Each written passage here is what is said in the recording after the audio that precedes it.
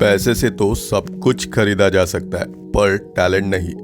और यशस्वी अपने गांव से मुंबई बस वो एक ही चीज लेके आए थे, और वो है टैलेंट। उसके अलावा तो ना ही उनके पास रहने का ठिकाना था और ना ही खाने का। वो लड़का जब भी वानखेड़े की फ्लड लाइट्स ऑन होती देखकर उसके मन में एक ही इच्छा होती थी कि उस ग्राउंड पे वो एक दिन खेलना चाहता है।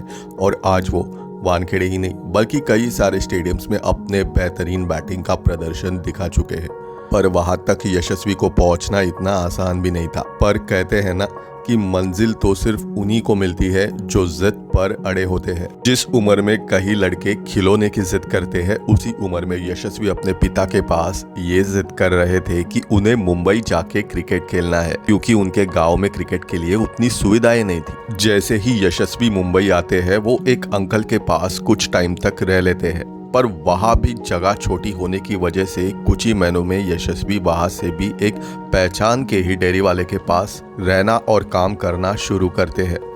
पर यशस्वी का ज्यादा ध्यान क्रिकेट के ऊपर होने की वजह से डेयरी वाला भी उन्हें सामान के साथ एक दिन बाहर निकाल देता है। शायद कोई और होता तो इस सिचुएशन में गांव वापस चला जाता, पर बिना हार माने यशस्वी सीधे मुंबई के आजाद मैदान चले जाते हैं। वहां उन्हें एक शख्स मिलते हैं और वो उन्हें कहते हैं कि अगर तुम मैच में परफॉर्म करोगे तो तुम्हें टेंट में रहने की परमिशन दूंगा। और फाइनली यशस्वी को परमिशन मिल भी जाती है, पर टेंट में रहना इतना आसान नहीं होता। खास करके गर्मियों के सीजन में मच्छर और बारिश में तो सोने की जगह ही बदलनी पड़ती थी।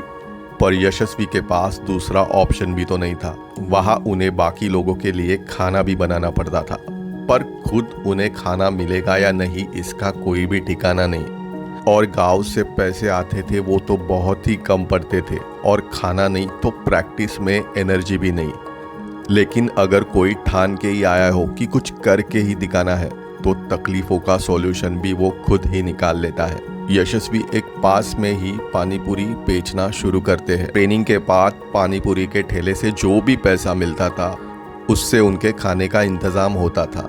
एक दिन उसी ग्राउंड पे आते हैं ज्वाला सिंह, जो मुंबई में एक क्रिकेट एकेडमी भी चलाते हैं। और यशस्वी का टर्निंग पॉइंट इधर से ही शुरू होता है। जिस दिन ज्वाला सर आते हैं उस वक्त एक सीनियर प्लेयर थे जो पिच की बार बार कंप्लेंट कर रहे थे, और दूसरे थे यशस्वी जो उसी पिच पे बिना कंप्लेंट किए बस अपनी बेहतरीन बैटिंग कर रहे थे।